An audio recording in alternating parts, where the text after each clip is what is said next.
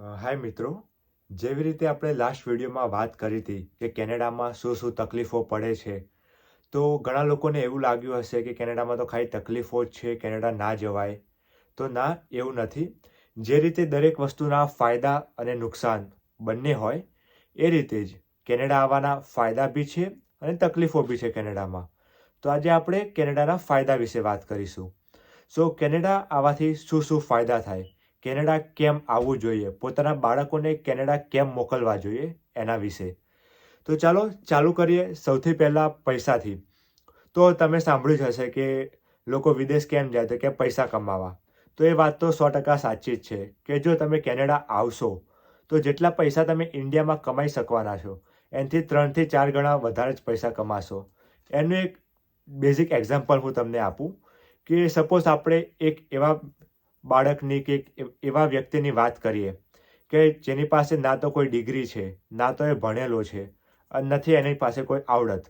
તો એ માણસ જો ઇન્ડિયામાં જોબ કરતો હશે તો એની સેલરી બેઝિક હશે, લાઈક 9-10 હજાર કે બહુ બહુ 15 હજાર કમાતો હશે. પણ એ જ વ્યક્તિ જો કેનેડા આવ્યો હશે, જો સ્ટીલ એની પાસે જો કોઈ ડિગ્રી નહીં હોય, કોઈ આવડત નહીં હોય, તો બી અહીંયા જો જોબ કરશે તો અહીંયાનો જો મિનિમમ વેજ છે $1500, એ તો કંપની એને આપવો જ પડશે કંપનીએ. તો અહીંયા એ મજૂરીની જોબ કરશે તો બી મહિને આરામથી $2000 કમાઈ શકશે. એ $2000 જો આપણે ઇન્ડિયામાં કન્વર્ટ કરીને જોઈએ તો એ થાય મહિનાના 1,20,000. હવે આ વાત થઈ ગઈ એવા વ્યક્તિ કે એવા સ્ટુડન્ટની કે જેની પાસે કોઈ આવડત નથી, કોઈ ડિગ્રી નથી કે કોઈ ભણતર નથી એની. જો અહીંયા તમારી પાસે કોઈ ભણતર હોય કે તમારામાં આવડત હોય તો તમે ડેફિનેટલી એનાથી વધારે જ કમાવાના છો. તો અહીંયા હું તમને એક ઓન એન એવરેજ એક્ઝામ્પલ આપું કે તમે સામાન્ય ભણ્યા હોય, એવું નહીં કે તમે બહુ હોશિયાર છો, એવું બી નહીં, ખાલી થોડું એવરેજ ભણ્યા, ભણવામાં થોડા સારા હોય, તમારામાં થોડી આવડત હોય, તો કેનેડામાં તમે એટલીસ્ટ મહિને $4,000 થી $5,000 કમાઈ શકશો, જે આપણે ઇન્ડિયાના થાય 2 થી 3 લાખ વચ્ચે. આ એવા બાળકોની વાત થઈ ગઈ જે મધ્યમ વર્ગના છે કે જે ભણવામાં એવરેજ છે. હવે એ સ્ટુડન્ટ્સ કે એ વ્યક્તિ જે હાઈ ક્વોલિફાઈડ છે, ભણેલા છે, જેમની પાસે એન્જિનિયર, ડૉક્ટર કે સીએની ડિગ્રીઓ છે, એ લોકોની સેલરી અહીંયા એવરેજ આપણે વર્ષનું જોઈએ તો 100,000, 1,20,000નું પેકેજ હોય છે. જો મંથલીમાં થાય મહિને $10,000 થી $12,000. હવે મહિને $10,000 એટલે ઇન્ડિયન કરન્સીમાં એ થઈ ગયા મહિને કેટલા થાય, $10,000 એટલે આરામથી 5 થી 6 લાખ રૂપિયા એ ઇન્ડિયાના થયા. આ એવા વ્યક્તિઓ જે હાઈલી ક્વોલિફાઈડ છે. અને જો એમનો બી એક્સપિરિયન્સ થાય, આ ખાલી એન્ટ્રી લેવલની સેલેરી છે, જો એમાં બી એક્સપિરિયન્સ થાય કે 5 વર્ષનો એક્સપિરિયન્સ, 6 વર્ષનો એક્સપિરિયન્સ, તો ડેફિનેટલી એમાં બી વધારો થવાનો જ છે. તો પહેલો ફાયદો તો થઈ ગયો પૈસાનો. હવે આપણે બીજી વાત કરીએ તો મેચ્યોરિટીની. તો ઇન્ડિયામાં જો તમારું બાળક ઇન્ડિયામાં હોય, આ વિડીયો ખાસ કરીને સ્ટુડન્ટો માટે છે કે જે કેનેડા ભણવા આવવાનું વિચારે છે કે એ વાલીઓ જે પોતાના બાળકોને કેનેડા ભણવા મોકલવાનું વિચારે છે એમના વિશે.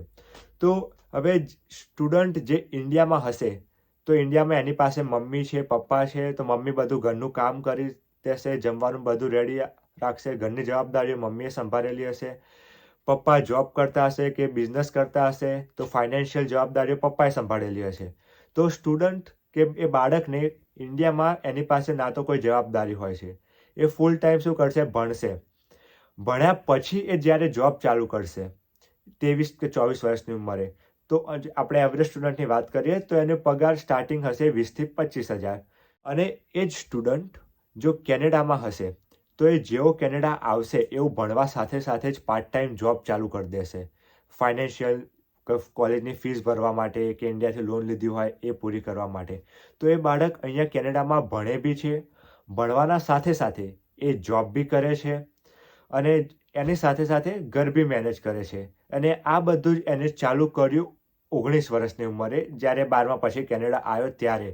તો જ્યારે એનું ભણવાનું પતશે ત્યાં સુધી એ એટલો મેચ્યોર થઈ ગયો હશે કે એ ઘર પોતાની રીતે સંભાળી શકશે, કોઈની જરૂરિયાત વગર, કોઈની મદદ વગર, પોતાની ફાઇનાન્શિયલ નીડ્સ, પોતાની સેવિંગ્સ કેવી રીતે કરવું, વર્ક અને લાઈફ બંને બેલેન્સ કેવી રીતે કરવું, એ બધું શીખી ગયો હશે. અને જ્યારે ઇન્ડિયામાં એ જ સ્ટુડન્ટ જ્યારે 23 વર્ષની ઉંમરે જ્યારે ખાલી કમાવાનું સ્ટાર્ટ કરે ત્યારે અહીંયા કેનેડા આવેલો એ જ બાળક એ ઓલરેડી સેટલ થઈ ગયો હશે કે જ્યારે 23 વર્ષનો થશે ત્યારે ઓલરેડી એની પાસે 3 થી 4 વર્ષથી જે જોબ કરે છે ભણતા એનો એક્સપિરિયન્સ હશે. કેનેડામાં એને જે પૈસા કમાયા હશે એની સેવિંગ્સ હશે, તો એ ઇન્ડિયાના કમ્પેરિઝનમાં જલ્દી સેટલ થઈ જશે. સો બીજો એક આજો ફાયદો છે.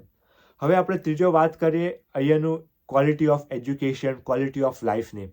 તો ઇન્ડિયામાં આપણે એક વસ્તુ જોઈ હશે કે અત્યારે પોપ્યુલેશન બહુ વધી ગઈ છે, દરેક વસ્તુમાં બહુ જ કોમ્પિટિશન છે. લાઈક કોઈ એક નોકરી પડે, લાઈક એક જોબની ઓપોર્ચ્યુનિટી આવી તો એક પોઝિશન માટે લોકો 10,000, 15,000 લોકો અપ્લાય કરે છે એ એક પોઝિશન માટે. તો તમારે કેટલી મહેનત કરવી પડશે એ પોઝિશન ઇન્ડિયામાં તમારા જોબની લેવા માટે. અને એ જ વસ્તુ કેનેડામાં એવું નથી કે કેનેડામાં કોમ્પિટિશન નથી. કેનેડામાં કોમ્પિટિશન તો છે પણ ઇન્ડિયાના જેટલું નથી. તો કેનેડામાં જો કોઈ એક જોબની પોઝિશન હોય તો એની સામે અપ્લાય કરવાવાળા 50 થી 60 લોકો હોય કે બહુ 100 લોકો હોય. ઇન્ડિયાના જેવું નહીં કે 10 થી 15,000 લોકો એક પોઝિશન માટે એપ્લાય કરે. પછી બીજી વાત થઈ ગઈ ક્વોલિટી ઓફ લાઈફ. તો અહીંયા એન્વાયરમેન્ટ સારું છે ઇન્ડિયાના કમ્પેરિઝનમાં.